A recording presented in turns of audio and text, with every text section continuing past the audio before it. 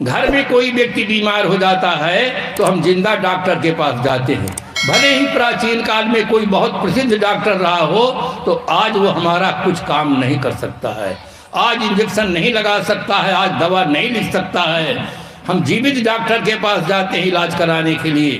हम अपने बच्चे को पढ़ाने के लिए जीवित मास्टर के पास भेजते हैं, और दूध के लिए जीवित गाय को रखते हैं, भैंस को रखते हैं। सब चीज़ में जीवित चाहते हैं, पत्नी जीवित चाहते हैं, बच्चा जीवित चाहते हैं। फोटो वाले बच्चे से, फोटो वाली पत्नी से कुछ काम नहीं चलेगा, जिंदा चाहिए। केवल पूजा के लिए जिंदा नहीं चाहिए। ये आदमी कितना भ्रम में पड़ा हुआ है। इसलिए जीवन में सद्गुरु की बहुत बड़ी आवश्यकता है, जिससे हमें बोध प्राप्त हो, एक अच्छा जीवन जीने का सौभाग्य प्राप्त।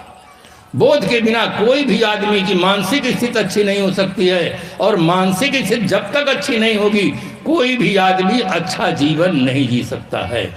इसलिए बंधुओं, सद्गुरु की उपासना करें, इष्ट हमारे प्रत्यक्ष होना चाहिए, और कहीं कोई प्रत्यक्ष इष्ट नहीं है। प्रत्यक्ष इष्ट केवल संत और गुरु के रूप में पाए जाते हैं। इसलिए इनकी उपासना भक्ति करने से हमें ज्ञान बोध प्राप्त होता है, सत्य का बोध होता है, अंधविश्वास से छुट्टी मिलती है, दुराचरण से छुट्टी मिलती है, और हमें एक अच्छा जीवन, अप्रभावित जीवन, निर्मल जीवन जीने का सौभाग्य प्राप्त होता है। साहब कहते हैं, नख सिख तजय विकार, नख से शिखा तक के विकारों का त्याग करना चाहिए। जीवन में जितने दुख मिलते वो निज दोषों के कारण ही, पर जिसमें इतना ज्ञान नहीं वो दोष मिटाना क्या जाने। जब आदमी के जीवन में दुख आता है तब भगवान को दोष देता है, कलयुग के जमाने को दोष देता है, और अपना दूध का धोया हुआ बन जाता है। अपनी भूल को स्वीकार नहीं करता है, इसलिए उस जीवन में कोई सुधार नहीं होता। मैं एक उदाहरण दूं जिसे आसानी से सबको बोध हो कि हमारे जीवन में जो दुख आता है वो हमारे ही भूल का परिणाम है। श्रीमद् भागवत महापुराण में एक बहुत सुंदर कथा आती है। कथा को बहुत ध्यान से सुनना चाहिए। कथा से ही व्यथा मिटती है, और व्यथा मिटने का संसार कोई उपाय ही नहीं। किसी व्यक्ति के पास एक ही बेटा हो, इकलौता बेटा हो, व्यक्ति खूब संपन्न हो, इकलौता बेटा हो, जवान हो, होनहार हो, अगर उसका एक्सीडेंट से शरीर छूट जाता है तो उसके मन में जो दुख होता है कोई थर्मामीटर नाप कर बता नहीं सकता है कितना दुख होता है। उसके मन की जो व्यथा है, अगर वो व्यक्ति श्रद्धा भाव पूर्वक कथा को सुने तो धीरे धीरे उसका दुख कपूर की तरह उड़ जाता है। इसलिए कथाओं को बड़े ध्यान से सुनना चाहिए। एक राजा है, उसका विशाल पतन हो जाता है। पतन होने पर वो कारण पर विचार करता है कि मैं चक्रवर्ती सम्राट, मेरा इतना विशाल पतन, इस पतन का कारण क्या है। अनुसंधान करता है कि मेरा पतन क्यों हुआ है। रूसों ने लिखा है, man is born free but everywhere in chains. आदमी स्वतंत्र होकर जन्मा है, अनेक बंधनों में जकड़ गया है। क्यों जकड़ा है, कारण क्या है। इसी प्रकार से चक्रवर्ती सम्राट राजा पुरुरवा अपने पतन के कारण पर विचार करता है। वहाँ भागवतकार लिखते हैं, स्वार्थस्या को विदम धिंग माम मूर्खा पंडित मानिनम यो अहमीश्वरताम प्राप्य स्त्री बिरगो खरवज्जिता।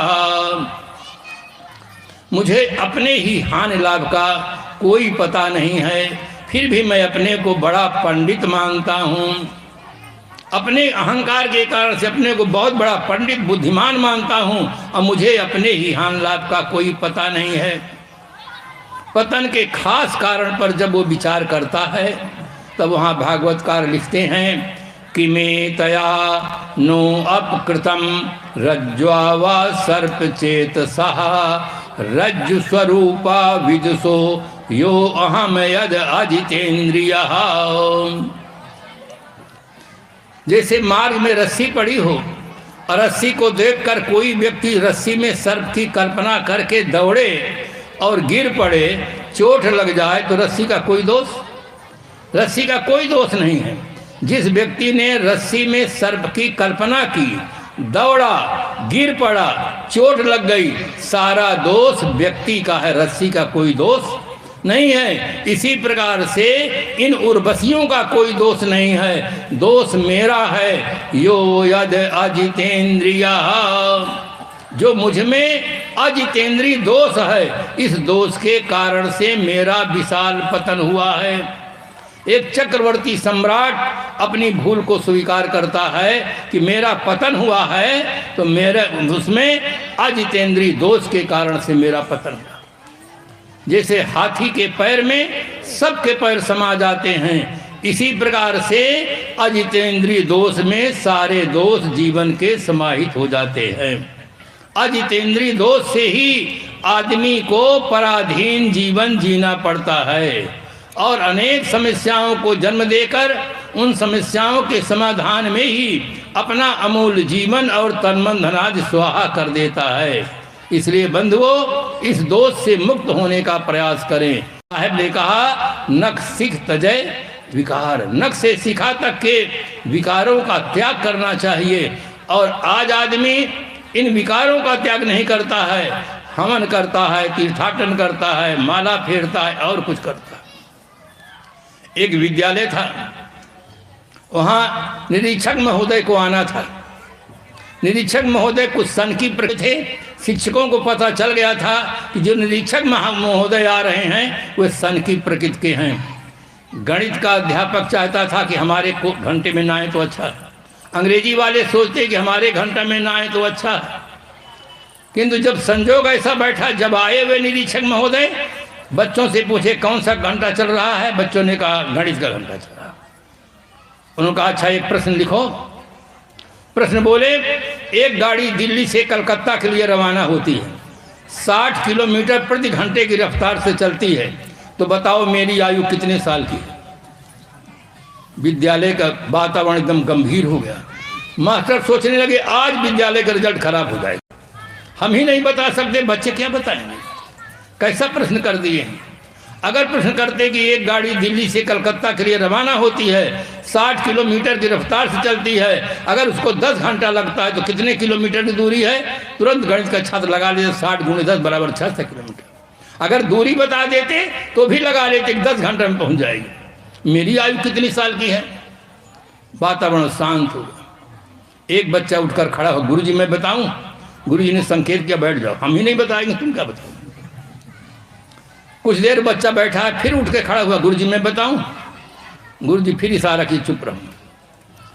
तीसरी बार जब खड़ा हुआ तो गुरुजी ने सोचने लगे कि इसके मन में क्या हो गया, कोई बच्चा नहीं बोलता है, यही कहता मैं बताऊं। गुरुजी ने कहा खड़े हो बताओ। कहा निरीक्षक महोदय की आयु 40 साल की है। निरीक्षक महोदय भी एकदम आश्चर्य में डूब गए कि मेरी आयु कैसे लगा लिया। निरीक्षक महोदय ने कहा तुम्हारा उत्तर सही है, पर फार्मूला बताओ, तुम किस नियम से उत्तर निकाले वो नियम बताओ अपना। उत्तर तुम्हारा सही है। कहा मेरा नियम भी सही है। मेरा भाई है, वो 20 साल का है, आधा पागल है, क्योंकि आप पूरे पागल, इसलिए 20 × 2 बराबर 40 साल। प्रश्न कुछ और है, उत्तर कुछ और है। प्रश्न आदमी के सामने केवल एक प्रश्न है कि दुख से हम कैसे छुटकारा मिले, हमें शाश्वत शांति कैसे मिले। ये प्रश्न पूरे विश्व के हर नर नारी का ये प्रश्न है कि हम दुख से कैसे छूटे, हमें शाश्वत सुख शांति कैसे मिले। लोग बता देते कि हमको मंत्र का जाप करो, ये माला फेरो, ये करो, तीर्थाटन करो, ये करो। क्या इनके न करने से आदमी दुखी है?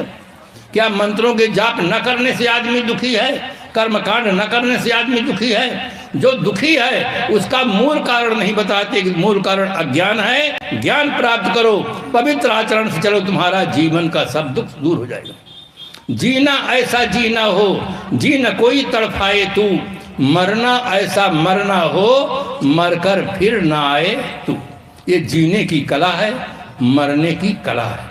संत सम्राट सदगुरु कबीर साहब ने अपने मौलिक बीजक में कहा, मरते मरते जग मुआ, मुए न जाना कोई, ऐसा हो के नाम हुआ जो बहुर न मरना हो। ऐसी स्थिति प्राप्त करके लोग शरीर नहीं छोड़ते हैं जिससे फिर न मरना पड़े। फिर कौन नहीं मरेगा?